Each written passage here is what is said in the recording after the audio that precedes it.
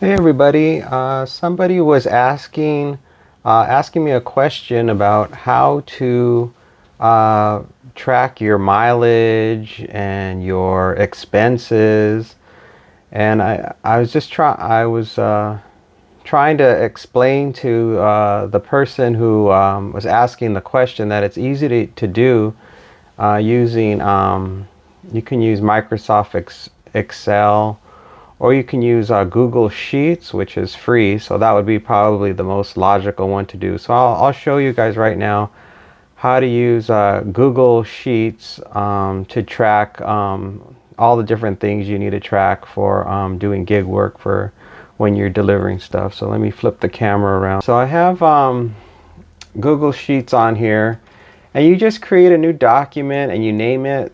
And I don't know if you have a PC or a Mac, but it's best to do this with a laptop or a desktop computer. Trying to do this on a mobile device would be almost impossible. It would take forever. So anyway, up here at the top, at the very top left, I don't know if you can see it. Let me see if make sure I can. You see that at the top left? At the top left, if I zoom in on the top left, you can see up here is where you enter in the the name of the file. So you can name it whatever you want. So I just named mine 2025 2025 delivery gig earnings. And then you have to make, in the very first top row, you have to create all the fields that you want to track. So we are tracking the date in column A, the date, and then the next one, the odometer. So that's like, what it says on your car for the starting miles for that day. Then the ending miles, what miles were you finished with on that day. And then this column here says total miles, and that one will automatically populate itself once you enter a formula, and I'll show you the formula in a second. Then I continue with all the other ones I want to track, like how much how much am I paying for gas for that total number of miles that I drove for that day. How much money I made with Uber Eats, how much money I made with DoorDash for that day, combined total of how much I made total for both of those gigs for that day, total number of hours worked, and then what's my hourly rate that I made for that day. And then any other stuff that you want to do, you just go ahead and put it in and you do the formulas to compute it. So let me show you an example of what I'm talking about. So here I've just arbitrarily entered in, for next year, I put in January 1st, 2025. And you want to populate all of those dates. So the first thing you want to do is define this column as dates. So you click on the very top of the column, it selects the whole column, and you go to format and you click format, and you select what is it? You select number. You select number, and then you go down to date, and that will define that entire column as dates. So you go ahead and do that, and then that will the computer will automatically know that all numbers entered in that column are dates. They're nothing else but month, date, and year. And so for the next one, I can enter 02/01/2025, and see it automatically will turn it into the date. A quick feature is if you want to just populate them automatically, you can click on you click on the one you just created and click on the little handle here. There's like a little blue dot. Click and drag, and it will populate and automatically generate all the future dates for you. And that saves you a lot of time. So I highly recommend you do that. And that will give you all 365 days for the entire year, and you're done. So that's super easy.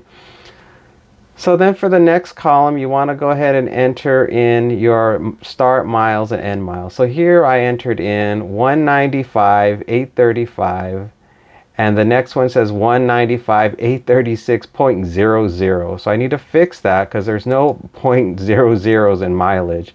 So up here in the menu bar, there's things to remove the decimals. So I'm going to click this one here. I don't know if you can see it. I'm going to click this one here 2 times, and it makes the decimal points go away, because decimal points don't apply for these columns. And to define these columns, you click you can click on both columns by holding the shift key down. Click on both, format, number, and then you select that it is a number. And see, it by default it makes the decimal points, and that's why you have to remove them, because by default the example shows you that it's going to create, oh, you can't see it. So once you define the columns as numbers, you go ahead and just make sure that the decimal points are removed, and then now you're going to make your first formula. So you're going to click here because now you want to find out how many miles did I drive.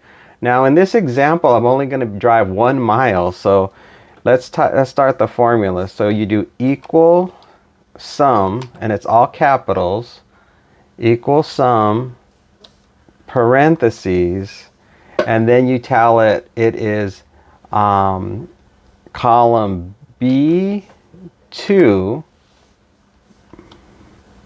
and let's see, is it B2? Oh, sorry, it's C C2, because you want to have the end minus from the you want to have the odometer end subtract from the odometer start. So it's C2 minus B2, and then you do the close parentheses and hit enter, and it generates the number 1. So all I did for that formula was I told it to take column the cell designated C2, which has 195, 836 in it, and then subtract the start odometer, which is cell B2. So 195, 836 minus 195, 835 is 1. So let's say I drove, instead of saying I drove to 195, let's say I drove to an even 200,000 miles on the odometer. Then you'll see that it shows that I actually drove that day 4,165 miles. But let's do a more realistic number. Let's say I drove the end odometer is 195, 900, so let's say I drove 65 miles total. So now we're going to try to figure out, well, how much did I spend on fuel? So this is based on, you have to take out your calculator and figure out on average how many miles per gallon does your car get. So my car gets on average 60 miles to the gallon. So I will say, and let's say I spent $3.50 for a gallon of gas. So I'll take a calculator and I'll put $3.50 divided by 60 miles. So every mile I spend approximately 5.8 cents. So then you have to take, hold on, dog, I'm doing something. Hold on, I'll be back. 1 second. Sorry, the dog wanted a treat. So he's still going to probably keep barking. So anyway, so now we're going to move on to fuel cost. So for fuel cost, like I said, we're using the calculator, and we figured out it's about 5 cents, 5.83 cents, let's just say. And so now I've got to use a formula to figure out, well, how does that work out? So we take our calculator and we say, so for every mile that I drive, every mile I'm spending 5.85, I'm spending 0.05833 cents for every mile that I drive. So how would you work that out in math? So it would basically be a multiplication problem. So if I drove 2 miles, it would be 2 times that number that you're seeing on the calculator. So it's just a multiplication thing. So you do equal sum again, you click on the cell, you do the equal sum, all caps, open parentheses, and then you do D2. Instead of a time sign, you use the asterisk. So it's hold the shift key down and press the number 8. And then we're going to multiply that times 0.05, what was it? 0.05833. 833. Then close parentheses. And then, we want to define this column as money. So there's a little dollar sign on the menu and you click it and that will turn it into dollars. So for that day, I spent $3.79. For example, I didn't really, but let's say for example. Now for these other ones coming up, Uber Eats, DoorDash, total earn, that's going to be dollars as well. So we're going to define that as dollars. So we're going to hit the dollar symbol. I think you can also go to format, number, and click on currency. It's the same thing. And then once those are formatted, then it knows those are going to be dollars. So these for Uber Eats and DoorDash, you're going to enter that manually. So let's say for that day at DoorDash, you earned $27.37. And for Uber Eats. And for DoorDash, you earned $10.25. Now for the next column, total earned, you're going to want to highlight it, make sure that's marked as, that I already did, so it's already marked as currency. You're going to create a formula and you're just going to basically total the sums of those two things. So it's equal sum, open parentheses, F2 colon G2 close parentheses, and then hit the enter key and it totals. So all I did was I created a formula that says everything between F2 and G2, add those together. So you don't use a plus symbol, use a I guess you could use a plus symbol, but it's just out of habit I always use a colon. You could have also used a no, I guess that's all you could have done. Maybe you could have used a comma, I don't know. But anyway, either way, it totals it up. It automatically now will total the amount of money earned for those. And then for hours worked, you would enter, well, today I worked, you just enter whatever it is. Oh, we got to define it, sorry. You got to define it as a number. So format number as a number. And then let's say I worked 2.5 hours.